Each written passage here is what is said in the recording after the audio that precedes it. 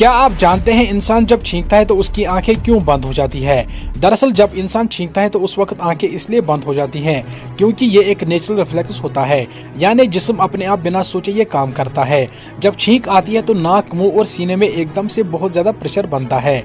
आंखें बंद करना इस प्रेशर को बैलेंस करता है और आंखों को नुकसान से बचाता है। छींक के वक्त जिस्म में बैक्टीरिया और डस्ट पार्टिकल्स को बाहर निकल रहा होता है। आंखें बंद करने से ये हार्मफुल पार्टिकल्स आंखों में नहीं जाते हैं।